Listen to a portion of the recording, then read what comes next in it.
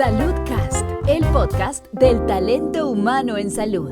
La frecuencia que hace vibrar tus sentidos. Bienvenidos a Saludcast, el podcast que llegó para revolucionar la manera como conectamos con el increíble talento humano en salud. En cada episodio hemos explorado temas relevantes para el sector salud y hemos destacado historias inspiradoras de aquellos que en el día a día se dedican a cuidar de manera incansable a otros. Soy Cecilia García, médica, máster en educación y estoy muy emocionada de ser la moderadora de este nuevo episodio. En el capítulo de hoy nos adentraremos en el fascinante mundo de las ambulancias aéreas, servicio a través del cual se pueden salvar vidas en condiciones críticas. Es por ello que en el día de hoy nos acompaña la doctora Adriana Valero. La doctora Valero es médica y bióloga de la Universidad Militar Nueva Granada. Cuenta con amplia experiencia en transporte especializado, transporte medicalizado aéreo y terrestre y actualmente es la directora médica de Elistar, empresa que en nuestro país es líder en el transporte aéreo de pacientes. Doctora Adriana, bienvenida y gracias por aceptar esta invitación. Cecilia, muchas gracias a ustedes por la invitación. Bueno, doctora, para comenzar quiero que hablemos de qué es esto de ser una médica del aire, qué implica ser una médica del aire, qué es lo más difícil de ejercer esta labor, pero también qué es lo más gratificante. Cecilia, realmente ser una médico del aire requiere de bastante entrenamiento. El entrenamiento no solamente equivale al desarrollo de algunas habilidades o aptitudes que se aprenden posiblemente en una universidad o con alguna especialización. El entrenamiento es constante, es un entrenamiento que se basa en el día a día, en el desarrollo de revisión de temas, qué tipo de pacientes podríamos llegar a tener y más en el caso de la empresa para la que represento hoy en día, que es Elistar. El entrenamiento es en el desarrollo de actividades dentro de una aeronave como lo es en un helicóptero. Entonces es un conjunto de habilidades que se desarrollan con la experiencia y con el entrenamiento diario que nosotros recibimos como médicos aeromédicos. Ok, ¿qué es lo más difícil de ser un aeromédico? Quizás lo más difícil de ser un aeromédico es que tú no vas a encontrar una institución o un hospital a 2 minutos, sino que tú debes realizar todas las maniobras necesarias para el desarrollo de tu actividad hasta que podamos llegar a aterrizar.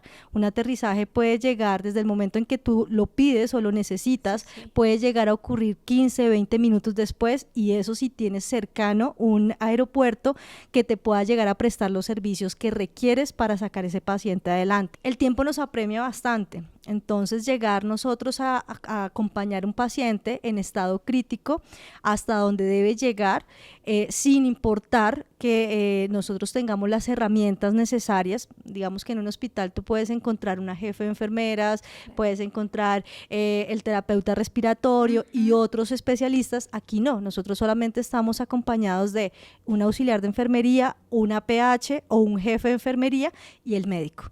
Entonces, todos esos recursos o esos talentos humanos que nosotros tenemos en un hospital no lo vamos a encontrar en aeronave, sino que nosotros somos los que debemos proveer esos cuidados necesarios. Ok, ¿y qué es lo más gratificante de ser un médico del aire? Yo creo que lo más gratificante es poder prestar una atención de calidad y poder llevar con la mejor calidad y el cuidado de ese paciente en el desarrollo de nuestras misiones médicas. Ok, cuando empezó nuestra conversación, doctora, usted dijo, ser médico del aire implica una serie de habilidades. Es bien sabido que en el sector salud pues, se requiere de un talento entrenado para garantizar una atención de calidad. Profundicemos un poco en este tema de las habilidades y particularmente hablemos de esas habilidades blandas, de eso no técnico que debería tener un médico del aire. Mira, en el Elistar nosotros preparamos a nuestros médicos en diferentes áreas. Una de las áreas que nosotros trabajamos es la humanización. La humanización es importante porque cuando tú haces el traslado aeromédico de un paciente de una zona donde realmente no se encuentra absolutamente ningún tipo de servicio médico, tú encuentras también que son personas que pues digamos que su educación o digamos que las garantías que ellos tienen de que los traten adecuadamente no es posible. Nosotros lo que estamos haciendo es llevándolos desde un lugar donde no encuentran absolutamente nada a ciudades como Bogotá o a las principales ciudades con el propósito de que ellos encuentren una esperanza a un tratamiento, una esperanza a su enfermedad. Entonces, una de las cosas que nosotros necesitamos desarrollar es esa empatía y esa humanización en el desarrollo de nuestros servicios.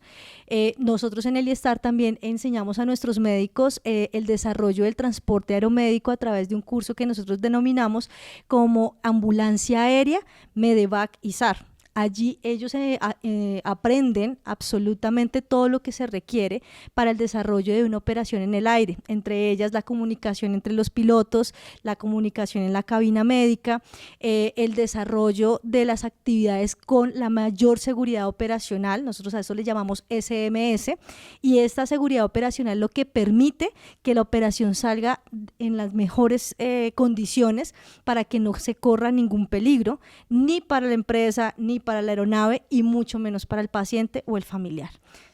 Ok, vale, doctora. Y claro, un transporte medicalizado aéreo de un paciente, por supuesto, requiere de un equipo médico, de un equipo de trabajo, no solamente la parte médica. Ahorita usted lo mencionó, dijo, vamos con un auxiliar de enfermería y demás. Hablemos un poquito más de ese equipo, no solo el que va en la aeronave, sino también los que ayudan a coordinar que ese traslado surta de manera efectiva.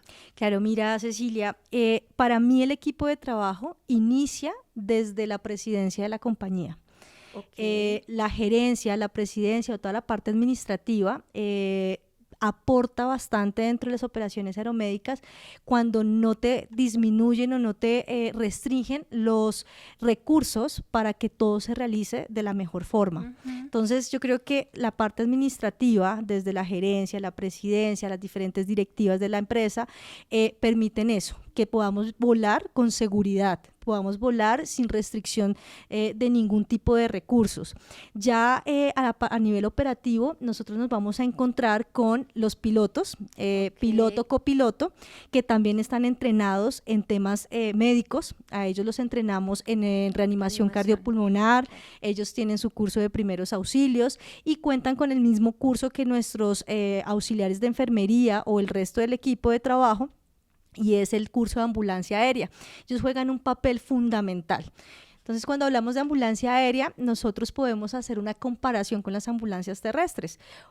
Digamos que el piloto y el copiloto son aquellos que direccionan la aeronave hacia donde lo requerimos. Ya nosotros también tenemos unos técnicos, ellos también hacen parte de nuestro equipo de trabajo porque ellos son los que nos tienen la aeronave constantemente lista, equipada, con todo lo necesario para que se pueda realizar el vuelo.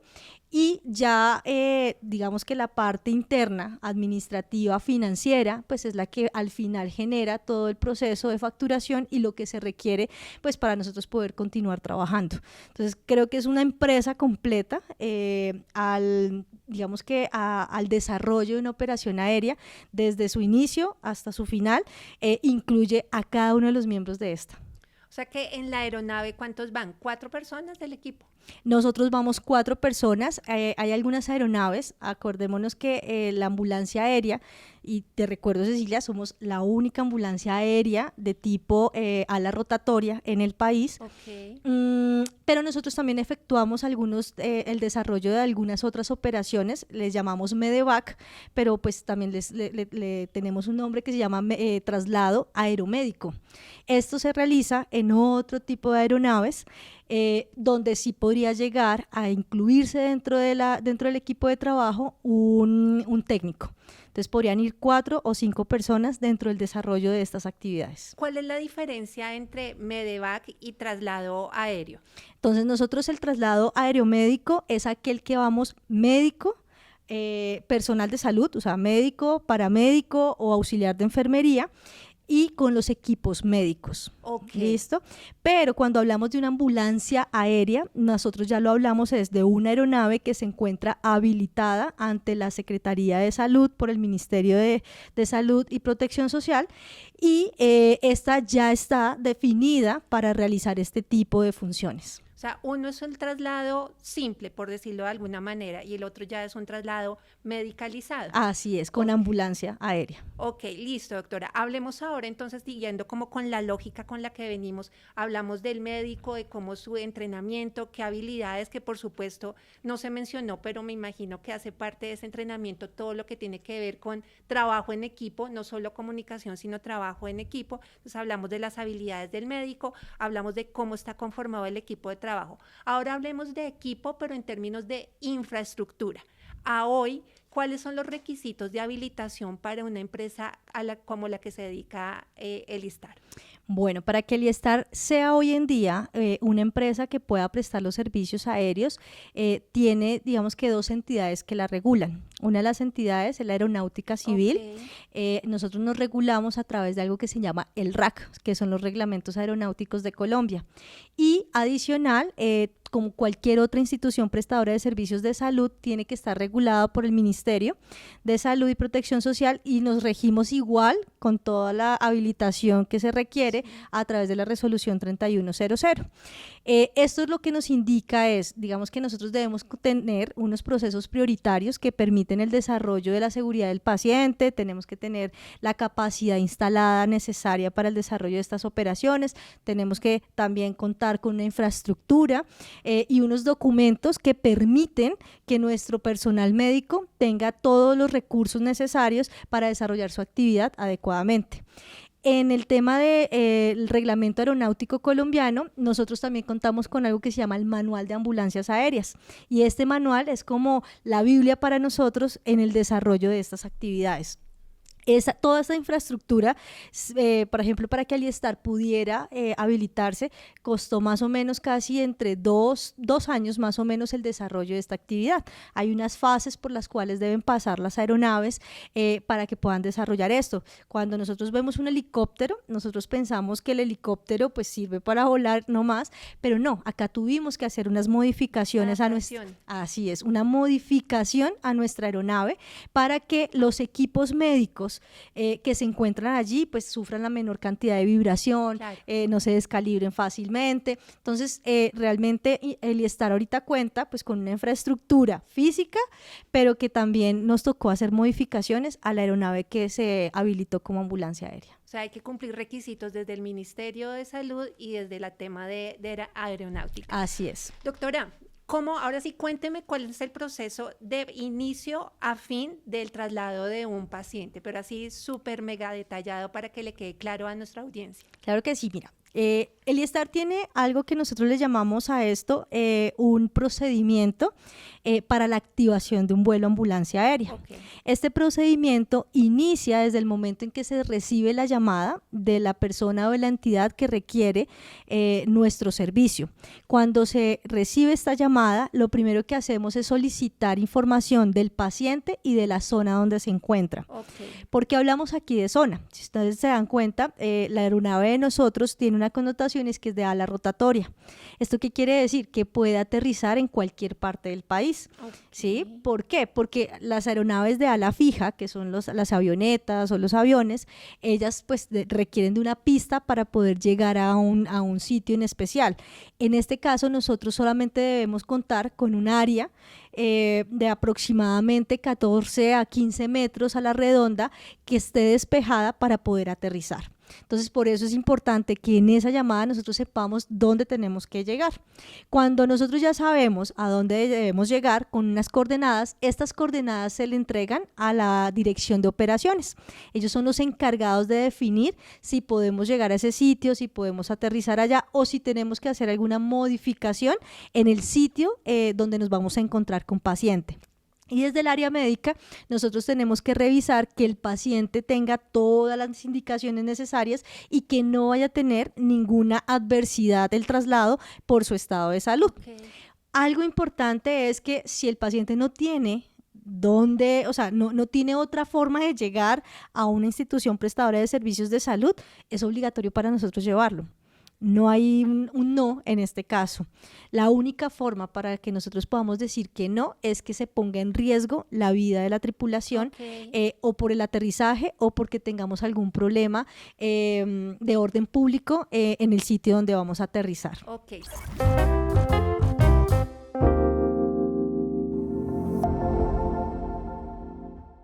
le estoy entendiendo bien, la solicitud la puede hacer una persona de manera particular o a través de alguna institución de salud. Y Así ahí ya es. se activa como todo el proceso. Ahí Listo. ya activamos absolutamente todo. Después, ¿qué sigue, doctora? O sea, ya listo, sí, podemos llegar, es viable aterrizar, es un paciente viable, no hay ninguna contraindicación. ¿Qué sigue? Bueno, entonces ya lo que sigue es la segunda fase. La segunda fase es la activación de médicos o la tripulación aeromédica y la tripulación aérea.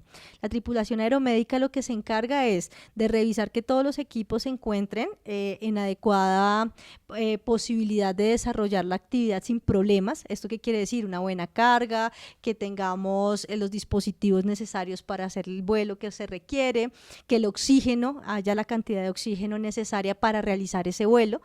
Y ya la parte de los pilotos, ellos lo que se encargan es de revisar todo el tema de riesgos para el desarrollo de la operación, tienen que hacer el itinerario de vuelo, definir cuánto tiempo nos vamos a demorar, y con esto se desarrolla algo que se llama el briefing. El briefing es que tripulación médica y tripulación aérea van a hablar acerca de la actividad que se va a desarrollar, y de acuerdo a esto, pues ya todos se ponen en contexto de lo que se va a hacer.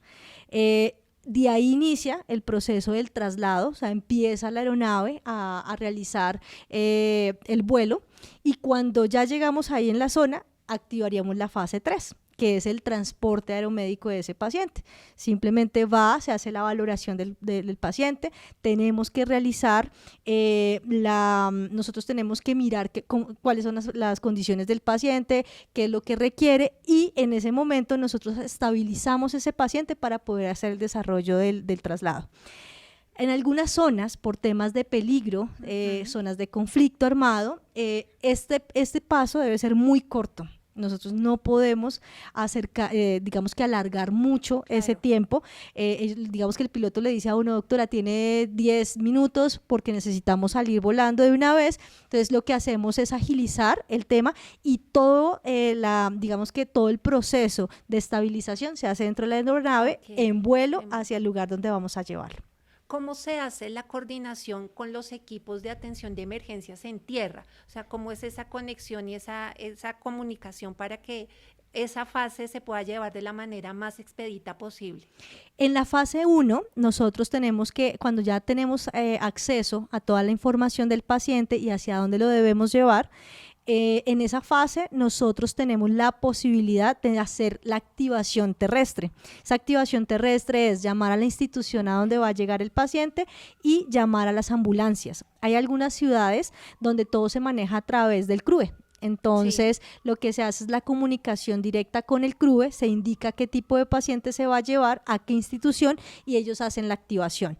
Y en otras ciudades, como la ciudad de Bogotá, uno lo que hace es el desarrollo con algunas IPS, ambulancias terrestres, que permiten hacer el desarrollo final del traslado, simplemente con una llamada. Uno les dice, mire, estamos aproximados a llegar en tanto tiempo, por favor necesitamos una ambulancia terrestre medicalizada en el punto, y de esa forma se efectúa ya la transición entre aéreo y terrestre.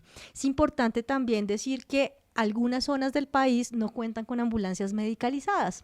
Entonces, el IESTAR tiene algo muy especial, y es que le llamamos el cama-cama, bed to bed. ¿Qué quiere decir eso? Que nosotros hacemos el traslado del paciente hasta el hospital y lo entregamos.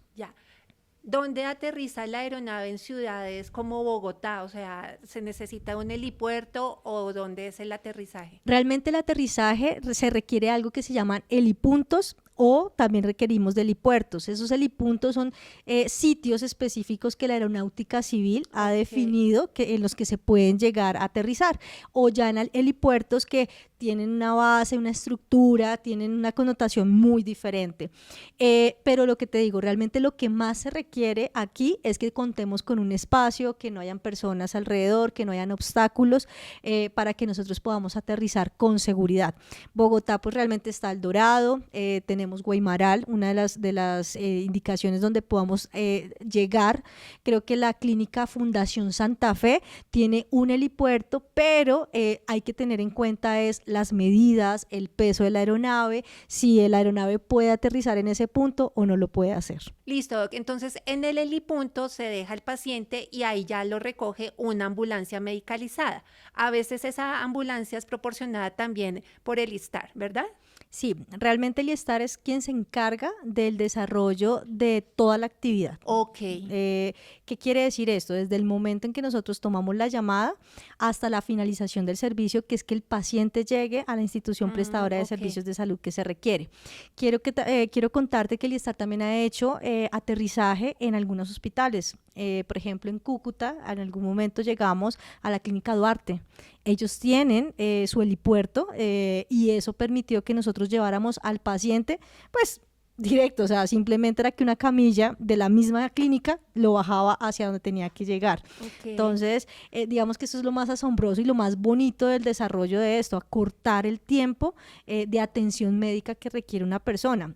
Algo que te quiero contar es que, por ejemplo, ciudades como Bucaramanga, el aeropuerto está a 45 minutos de la ciudad. Entonces, lo que trata el ISTAR es de buscar un punto más cercano para que solamente sean 5, 10, 15 minutos de desplazamiento. Siempre como procurando optimizar el tiempo. A ese punto iba yo. ¿Cómo garantizar durante el traslado la estabilidad del paciente, teniendo en consideración que hay como 3 factores que están jugando en contra? Uno, pues la condición misma del paciente, la condición clínica del paciente, el tiempo. Siempre el traslado de un paciente, sea aéreo o terrestre, es una carrera contrarreloj.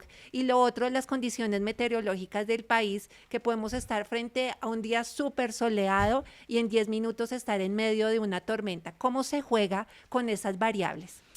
Bueno, a veces yo creo que la variable para nosotros con la cual no podríamos llegar a hacer mucho es la meteorológica.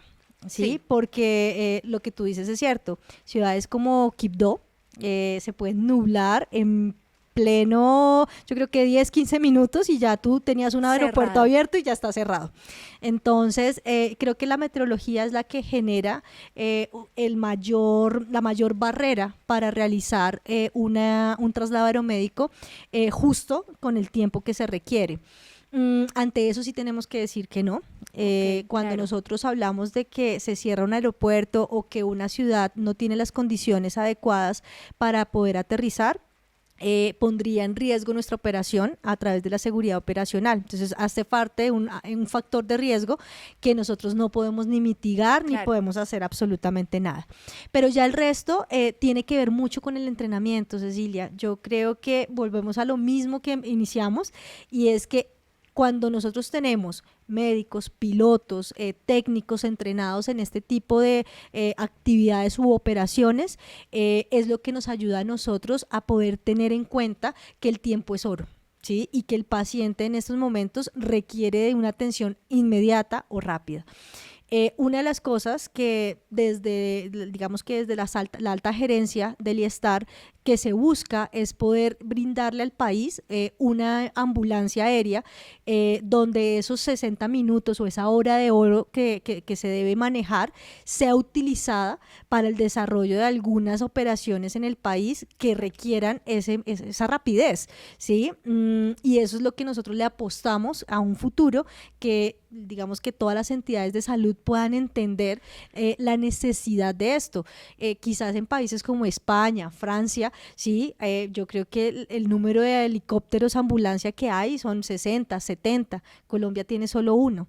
Y tenemos que apostarle a crear o aumentar este número de aeronaves para que las personas, cuando tienen una atención adecuada y en mínimo tiempo, pues se reducen todas las comorbilidades que se pueden llegar a presentar con el tiempo. Entonces, yo creo que esa es la importancia de esto, saber que el tiempo apremia, que la patología, entre más tiempo le suceda, la persona se encuentre en una condición crítica, va a hacer que con el tiempo se generen más gastos para el sistema de salud, y si nosotros logramos reducir esos tiempos de atención, pues reduciremos con el tiempo los gastos que requieren estos pacientes para su recuperación. A ese punto iba, doctora, era cómo trabajar o cómo hacer para que en el país esto cada vez no sea un privilegio, sino sea un tema al que todas las personas que se encuentran en regiones apartadas puedan tener acceso a este servicio. Cecilia, el IESTAR ha hecho desde hace aproximadamente 4 años una búsqueda incansable para que nosotros, o sea, para que nuestros entes reguladores en el sistema de salud puedan comprender que esto realmente es una necesidad. De acuerdo. Es una necesidad porque Colombia, por su orografía, hace que sea más difícil la accesibilidad a los servicios, y pues como tenemos muy claro, el derecho fundamental de la salud tiene unos principios que nos dice, venga, la accesibilidad es una de las cosas más importantes, a todos tienen que llegar este tipo de servicios. Entonces, cuando nosotros nos encontramos ante un país que dice de pronto es muy costoso el traslado aeromédico y principalmente en helicóptero, es cuando nosotros decimos, venga, pero si unimos todo el sistema, si unimos a todo un país y permitimos que todo un país tenga un mínimo costo por habitante, nos damos cuenta que ese mínimo costo por habitante puede pagar un sistema de emergencias aéreas. Okay. Entonces creo que es simplemente la concientización de los entes políticos, del Estado, pues porque son ellos los que realmente tienen el dinero para apoyar este tipo de empresas que puedan desarrollar este tipo de operaciones. Es un tema de seguir generando como esa conciencia y mostrar riesgo, beneficio, costos y demás. Doctora, desde su experiencia, ¿cómo ha venido evolucionando la tecnología que se utiliza en un transporte aeromédico? O sea, ¿cómo era un transporte hace unos 10, 15 años? ¿Cómo es a hoy? Y eso, ¿cómo viene repercutiendo en la calidad de la atención? Yo creo que hace más o menos unos 15 años el país ha venido implementando las ambulancias aéreas. Inicialmente estas ambulancias aéreas son de ala fija. Yo creo que cuando uno empieza a mirar la historia, no solamente en Colombia, sino en el mundo entero, pues empezó simplemente con un globo aerostático. Después del globo aerostático pasaron algunas aeronaves. En el tema de helicópteros solamente fue hasta más o menos la Segunda Guerra Mundial donde se usa por primera vez un helicóptero para el desarrollo de estas actividades. Entonces hace muy poco realmente, sí. Pero en Colombia solamente hace unos 10, 12 años empezamos a tener la implementación de este tipo de traslados con la regulación. Cuando la aeronáutica civil dice, oiga, venga, pero necesitamos empezar a regular estos tipos de traslados aeromédicos, porque antiguamente se hacían como medevac, evacuaciones médicas. Entonces, cuando ya empieza en los entes regulatorios a decir, tenemos que regular este servicio, es cuando empieza la tecnología a llegar a los traslados aeromédicos. ¿Con qué? No, se necesita un ventilador, tenemos que tener una camilla, la camilla debe ser en estas condiciones, claro. Necesitamos aparte de eso un DEA o un desfibrilador bifásico. Todo esto en la regulación nos permite organizarnos y permitir algo que hoy en día se habla mucho en el país, que es la seguridad en el paciente, sí. Que es lo fundamental en el desarrollo de estas actividades de cualquiera. En salud, lo que nosotros buscamos es la seguridad en el paciente. Entonces, cuando buscamos seguridad en el paciente, empieza la regulación a generar una presión para que se hagan las cosas bien, empieza a desarrollarse que la tecnología y la innovación permita el acceso de un buen sistema de salud dentro de aeronaves. Ok. Ya nos estamos aproximando al final de este episodio, doctora Adriana, y yo no la puedo dejar ir sin que nos cuente un par de historias que la hayan marcado en el ejercicio de esta labor tan importante. Realmente, Cecilia, hay bastantes historias de las cuales podemos contar, pero voy a usar 2 en las cuales vamos a concientizar el por qué es tan importante este tipo de servicios y realizarlo con humanización. Uno de los servicios que más me llamó la atención fue el desarrollo de es el traslado de un paciente porque pues había perdido su extremidad por una mina antipersonas en un sitio y en una zona bastante difícil del país. Esta operación fue de bastante riesgo. Nosotros tenemos, se me había olvidado decirte que nosotros tenemos algo que se llama el emblema de misión médica. Nosotros estamos actualmente estamos nosotros habilitados para poder llevar este símbolo dentro de o este emblema dentro de nuestra aeronave. Y eso hace que nos proteja un poco en el desarrollo de estas actividades. Pero en este traslado, lo más importante es tener en cuenta que no tienes por qué mirar o a quién mirar en el desarrollo de O sea, todos los pacientes para ti deben ser iguales. No tienes que mirar, no te tiene que importar a quién estás llevando allí. Este chico, muy joven, realmente perdió su pierna, pero ya llevaba 3-4 días con esa situación. Ya ni siquiera había dolor. Cuando nosotros llegamos ya no había dolor, ya no había extremidad y posiblemente ya la infección había subido bastante, posiblemente le quitaban su pierna completa. Entonces yo creo que este tipo de traslados, cuando uno dice hay que hacerlo ya, hay que ejecutarlo inmediatamente. El tiempo que nosotros teníamos para llevar a ese paciente no eran más de 20-30 minutos, o sea, porque lo teníamos que llevar desde el sitio de la extracción hasta el sitio donde lo teníamos a una ciudad importante, y el tiempo de vuelo eran esos 20-30 minutos. Tuvimos que hacer como una doble pasada, tuvimos que elegir quiénes iban, quiénes no iban, porque la aeronave, para que ella pueda despegar, lo puede hacer de una forma vertical o lo puede hacer en desplazamiento. En este punto donde nosotros teníamos que llegar, no se podía desplazar, tenía que ser de forma vertical. Entonces juega mucho el tema de los pesos, ¿sí? El balance del peso es importante acá. Entonces nos decían, no puede ir tal persona, no puede ir tal persona. No. Entonces, claro, uno empieza a decir, ¿y cómo lo vamos a ingresar? ¿Cuál va a ser la forma en que lo vamos a hacer? En ese momento, cuando tú hablas de las habilidades blandas que se tienen que desarrollar, ahí tienes que definir. Toma de decisiones. Exacto. Tú tienes que definir qué vas a hacer y cómo lo vas a hacer. Y más cuando de pronto el desarrollo de esta operación va en cabeza tuya, ¿sí? Como tripulación aeromédica y con el piloto, pues uno define cómo van a ser las condiciones en ese vuelo. Lo pudimos llevarlo hasta el punto donde tenía que ser, pero esos 20 minutos yo podía hacer dos cosas. Lo dejaba sin hacerle nada, pues porque yo ya pensaría que su pie ya lo perdió, pensaría muchas cosas, pero ahí es donde juega la humanización, ver su vendaje sucio, ver las condiciones en las que se encontraba. No, tú tienes que empezar a revisar. Lo primero que hice fue hidratación, manejo del dolor, ¿sí? Que para mí es fundamental, hace parte del fundamento de nuestro desarrollo de actividades, y el definir, venga, quitemos esa venda. No es una forma humana verlo de esa forma. Entonces ya uno empieza a hacer el manejo así yo supiera que se lo iban a hacer en el hospital en 2-3 horas, pero para mí era importante que él tuviera esa atención en ese momento. Doctora, ya llegamos al final de este episodio. Quisiera que nos dejara un mensaje de cierre para nuestra audiencia. Bueno, el mensaje de cierre creo que es el desarrollo de una operación, sea cual sea, en salud, requiere de que nosotros pongamos lo mejor de nosotros mismos. Creo que la medicina hoy en día le hace falta corazón. Nos hace falta a los médicos corazón, nos hace falta corazón a las enfermeras y a todo un equipo, y esto hace parte de la humanización en salud. Entonces creo que el mejor mensaje que puedo dejar es que cada paciente que está con nosotros puede ser la mamá, el papá, nuestros hijos, y que así como ellos quieren o yo quiero que ellos sean atendidos, los debo atender. Y es para mí importante y fundamental que esto quede pues marcado en la vida de cada una de las personas que trabajamos en este medio.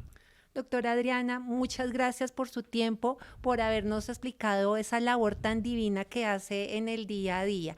A ustedes muchas gracias por preferirnos. No olviden repostear y compartir con sus amigos y familiares y utilizar el hashtag #YoEscuchoSaludCast. Un abrazo y hasta una próxima oportunidad. Saludcast, el podcast del talento humano en salud. La frecuencia que hace vibrar tus sentidos.